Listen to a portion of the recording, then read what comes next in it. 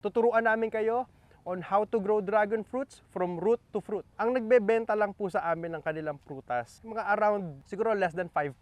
Sa lahat ng mga nasupplyan ninyo? Na-supplyan namin. Okay. Bakit? Kasi po, nagkakaroon na sila ng kanya-kanya nilang market in their local respective towns. Local communities. Local communities. Sa harvest, nakakailang kilo po kayo? Siguro po, every month, we're producing baka around 4 to 5 tons, ganyan. Conservative figure. Our main goal is maging profitable po kayo. That's the main thing. Maging profitable kayo and to make Philippines healthier. Dahil po ang dragon fruit, it's one of the healthiest fruit. We are the one and only learning site for agriculture in the Philippines that specializes in dragon fruit.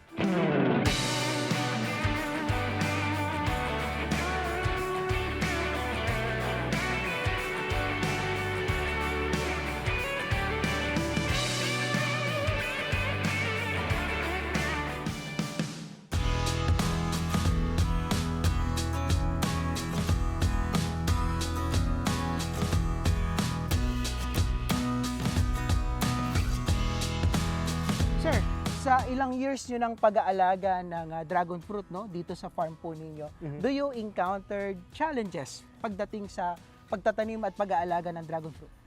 Ang challenge po talaga sa dragon fruit farming ay to come up with the fruits. Okay. As far as maintaining the farm, very simple lang naman po ito.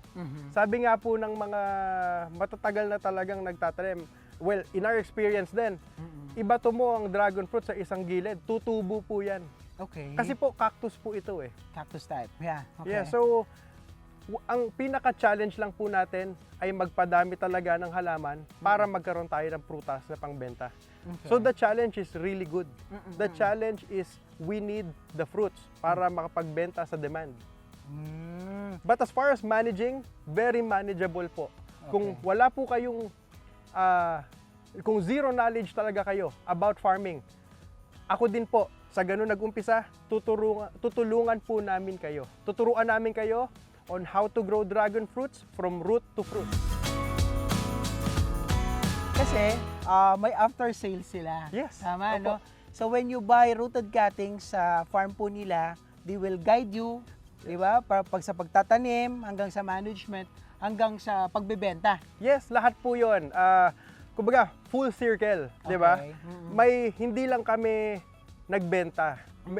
Kami ay magpo-provide din po sa inyo ng technical know-hows. After po ng ating transaction, hindi naman to thank you, bye. Yes. Ito po ay thank you and then we come up with, gagawa tayo ng group natin Yes. sa Facebook at doon po sa group na yon, continuously hanggang sa mamunga kayo at ang susunod po nating pag-uusapan after nung mga paano magpalaki ng dragon fruit ng tama ay tatanungin ko na po kayo. Ilang kilos po ang harvest nyo? Baka po pwede naming mabili. Yung kasi concern nila, Sir Kevin, other farmers post their concern na saan ko i-market yung bunga ng mga dragon fruit namin? Opo. What if malayo yung area namin? How could you guarantee yung market ng mga tanim natin, yung mga bunga natin? Actually, funny enough, with all of our farm partners all over the years, ang nagbebenta lang po sa amin ng kanilang prutas, mga around, siguro less than 5%. Sa lahat ng mga nasupplyan ninyo? Na-supplyan namin. Okay. Bakit? Kasi po, nagkakaroon na sila ng kanya-kanya nilang market in their local respective towns. Local communities. Local communities. Kasi po, kung kayo po ang mauna sa inyong baryo o sa inyong lugar, malalaman na po yan. Mabilis po kumalat ang balita sa Pilipinas. Yes. Sabihin nila, punta tayo doon. May hybrid dragon fruit doon, masarap. Hindi yung mga nabibili sa mga palengke Sa bangketa. na matabang po kasi eh. Kumbaga, let's be real, di ba? Correct. To be honest, Sir Kevin, nung una ko natikman yung Celeste variety nyo dito sa inyong farm, tapos sobrang sarap, sobrang tamis. Every time nakakain ako ng dragon fruit sa ibang, let's say bumili ako sa palengke, kumbaga tumaas yung standards natin. Yun ang hirap po no? Correct. Pag natikman na yung sa amin, na? Ganon po kaganda, kasarap, katamis, yung mga varieties na meron po sila dito. Sir, dito po sa largest greenhouse niyo po ngayon, ng dragon fruit. Anong mga variety ang mayroon po kayo dito? Dito po, we focused on just 4 varieties. No? Okay. 4 varieties na sinusupply po namin sa aming retail partner. Kasi we will have a launch na kung saan ipapakita po namin ito sa kanila and hopefully we will have a photo of this in their shelves, ganyan. Na dito po, we have the yellow variety, we have the orange variety, we have white hybrid, tapos po yung red hybrid of course. Okay. So ito po ay lahat hybrid varieties, kaya po sobrang sarap. So happen ngayon dahil pumunta tayo dito, patubo pa lang to mga 4 to 6 months pa bago mamunga ito or ilang months pa, hindi pa natin matitikman. Malamang at babalik pa tayo. Babalik dito. pa. Para matikman yung napakasarap nilang dragon fruit. Sir, ano pa yung pwede natin makita dito? Tingnan po natin. Gusto ko din po sa inyo ipakita na ngayon, kasi ito, ngayon po ay fruiting season pa eh. So hindi pa namin kailangan ito lagyan ng lighting. Ano po? Pero kami po, we are trying to provide lights na din sa dragon fruit during off-season para mamunga po tayo. So ipapakita ko po sa inyo na dito, yung ating old o yung ating first gen na greenhouse, meron na pong mga lighting. Okay. So ito, pakita po natin siguro sa video ito. Okay. So ano yan, sir? Anong klaseng lighting yan? LEDs? LEDs po ito na solar. Ayan po, kung makikita nyo po dito ngayon, kahit po off-season dito, may bunga po kami because of these lights. Okay. Sir, just to inform our ka-videos, our viewers, ano ba ang reason bakit kayo nag-i-infuse ng lightings dito sa mga dragon fruit po ninyo? Okay. So, one is, pagka po naka-harvest na tayo ng dragon fruit, good na, no? On a regular season. Pagka po nakapagpabunga tayo ng dragon fruit during the off-season, jackpot. Kasi po, imagine, lahat ng typical dragon fruit farms is wala silang ilaw. Yes. So, Wala silang bunga. Pero tayo, magkakaroon tayo ng bunga even the off-season. Kaya po dito sa Dragon Fruit Depot, ang aming bagong tagline ay, we are the only farm that's always in season. kailan ba, sir, ang peak season ng dragon fruit para sa kalaman ng ating mga ka-video? Ang ano po talaga natin, ang season ay anywhere from April, May to October, November. Okay. Tapos ang the rest is off-season na natin. Off-season. So, practically, last week of April till around November. So, ano yun? May, June, July, August, September, October, November. So, around 7 months out of the year, Yes. we are in season. We are harvesting every 30 days. So, ngayon po, during those off-season na 5 months, nilagyan na namin din ng ilaw para bunga na tayo palagi. Yes. Sir, kailan ba kailangan lagyan ng ilaw, ideally? Sa akin po, sinasabi ko sa mga farm partners namin na maglagay kayo ng ilaw after a few years once yung halaman nyo ay fully matured na para sa ganon ay hindi ma-stress yung halaman. Dito nga sa farming, it's like practicing medicine. It's an evolving practice na kung saan we do trial and error, we improve on things. Continuous research. Continuous research. Kasi po, dito sa Dragon Fruit Depot, I think nung last na nagpunta ka dito, sir, hindi pa kami LSA. Okay, learning site. Yeah, so now, we are the one and only learning site for agriculture in the Philippines that specializes in dragon fruit. So parang hindi ka talo pag dito ka bumili. Yes. Kasi the supply quality planting materials nga, no, mga ka-video, malamang, sir, they are asking for the price. But again, si Sir bahala, Opo. Sir Kevin ang bahala sa inyo.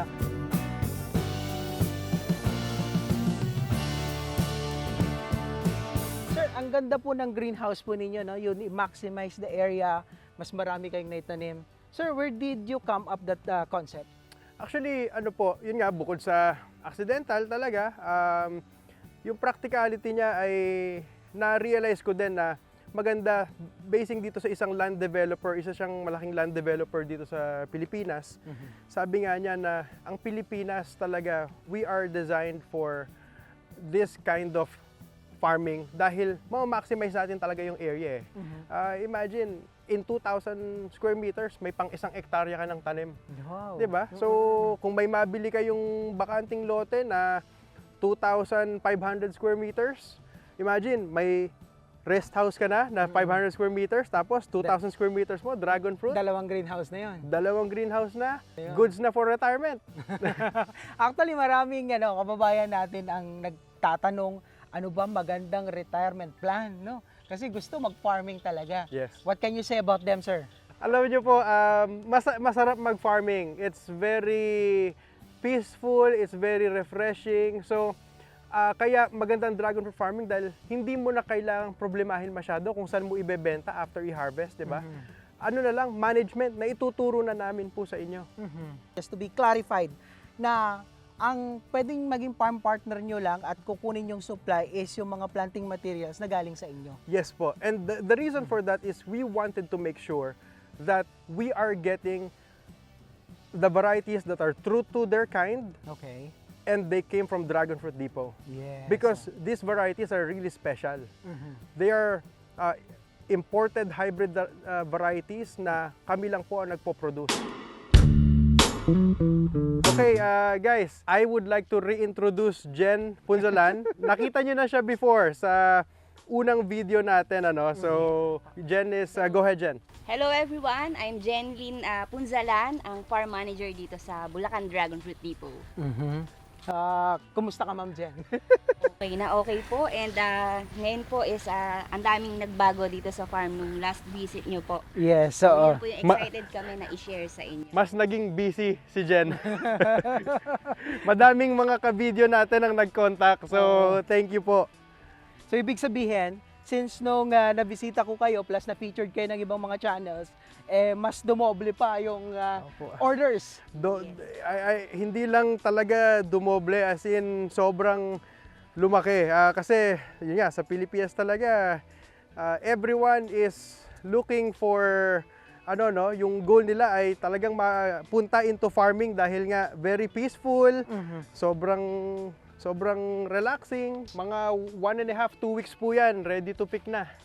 Tingnan po, ang dami. Ito yung yung trellis type din na ginawa nila doon. Nauna lang ito ng mga ka-video, no. Look at the fruit, guys. So, ang daming bunga nito. So, bawat sir, no. Solid. Every stem niyan, eto, baka halimbawa dito lang baka 2 kilos na yan. So, harvest ka lang ng harvest ng pangbenta. Sa ngayon, sir, dito sa ninyo, sa farm po ninyo, sa isang araw ba o sa harvest, nakakailang kilo po kayo? Siguro po, every month, we're producing baka around 4 to 5 tons, ganyan. Conservative figure. Wow. Baka 4 to 5 tons, more, possibly more actually. Possibly, okay. Yeah. Eventually, pag yung mga farm partners ninyo talagang nag-thrive na rin, mas lalaki pa. Yes, well, ngayon po, ganun din nangyayari. Yung mga farm partners namin, yung iba sa kanila na, halimbawa, yung mga may-ari ay OFWs. Yun pong ayaw nang mag-intindi. Ayun po, kami na talaga yung kumukuha ng harvest nila para sila, isa na lang ang kausap. Ayun. Ito guys, as we can see dito sa likod, ito sir, yung mga rooted cuttings po ninyo. Yes. Tama po ba? Yes po. Ito po ang isa sa aming nursery. Lahat po ito ay ordered cuttings na. We have 4 separate nurseries na ngayon po ang in process namin ay around 50 to 60,000 cuttings yung in process namin ngayon. Ano yan sir? Isang buwan lang yan? Ano po ito? Currently, yun po yung Kailangan ma-process? kailangan ma-process na may mga may-ari na po. Okay. So imagine guys, no, they really into business, no? Dahil may sistema sila. Look at this guys, kahit yung mga malilit na rooted cuttings naka-trellis pa rin. Meaning they're maximizing the space. Yes. Speaking of maximizing of space, tingnan nyo po ito. Ito, trellis na, nursery pa. Kasi may, yung gilid niya, inaano na din namin, pinaglalagyan na din ng mga ordered cutting. Sir, bago tayo magtapos, Ma'am Jen, Sir Kevin, Any message sa ating mga ka-video na gustong magsimula at subukan ang dragon fruit farming? Ako po, ang masasabi ko lang, take advantage of this opportunity na magtanim ng dragon fruits. Kung meron kayong bakanting lote na gusto nyong i-maximize, gusto nyong maging profitable, magtanim po kayo ng dragon fruits, ng hybrid dragon fruits. Kasi po, ang hybrid dragon fruit farming, it's next level kind of farming. Ito pong dragon fruit farming na to, it's something that is really worth your while. Ano po, hindi po ito yung parang nagtanim tayo, tapos naggumasta tayo ng labor. Ayoko nang sabihin ko ng mga produce yan. Pero tapos later on, walang kita. Okay. Or ano lang, kumbaga parang baliktaya lang. Di ba po? Dito po, our main goal is maging profitable po kayo. Okay. That's the main thing. Maging profitable kayo and to make Philippines healthier. Dahil po ang dragon fruit, it's one of the healthiest fruit in the market. If not the healthiest fruit right now. Ako po, kaya kami nag-umpisa, nabanggit ko kanina, dahil may nagka-cancer kami na family member. So our growth has always been very organic from the very beginning.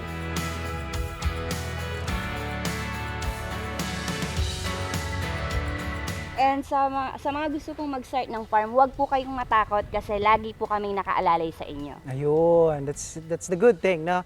May after sales nga sila. Yun kasi dapat ang tinitingnan mo sa isang business, na hindi yung hello, goodbye. Ayun. Correct. Dapat hello, see you again. Yes.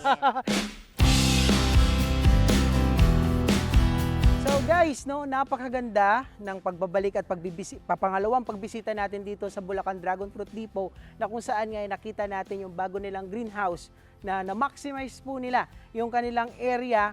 Imagine, 2,000 rooted cuttings ang naitanim nila doon sa 1,000 square meters lamang, na ang capacity dapat noon ay nasa kalahating ektarya.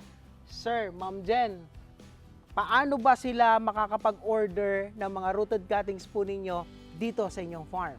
So to contact us guys, we have a Facebook, Instagram account, and our personal accounts. So Facebook, Dragon Fruit Depot, and Instagram na din. Tapos po, ako po si Kevin Eliscupides. You can contact me directly sa mga nasa US at Canada po dyan. Alam ko sir na may mga Yes. OFW Na followers viewers, ka. yes. Kasi may nagko-contact sa akin, sir. Sabi, napanood kita sa video stories. So, ibibigay ko na po sa kanila yung phone number ko sa US. Okay. Para kung gusto nilang mag-contact directly, you can call me. My number is 702-339-6522. Yes. Again, that is 702-339-6522. Feel free to call me anytime. Go ahead, Jen.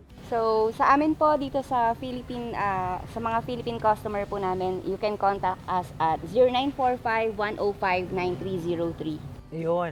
At the same time mga ka-video, we will include those contact numbers sa description ng ating video. So you always check the description of our video for you to contact, for you to inquire, and for you to visit their farm para makapag-start po kayo ng dragon fruit farming sa inyong lugar. So, napakaganda po ng kwento nila no mga ka-video, at ako'y natutuwa dahil nabisita ko ulit ang Bulacan Dragon Fruit Depot at marami na naman po tayong natutunan, and personally, nakakwentuhan natin si Sir Kevin, nakakauwi lang mula Amerika. Anyway, sa lahat po ng ating mga ka-video na may natatanging kwento, no, pwede kayong mag-message sa ating Facebook page para makapagbahagi po kayo ng inyong natatanging kwento. At syempre, sa lahat ng ating mga ka-video, maraming salamat po sa inyong patuloy na pagsuporta. Malapit na po tayong maka 100,000 YouTube subscribers. So, salamat po sa inyo.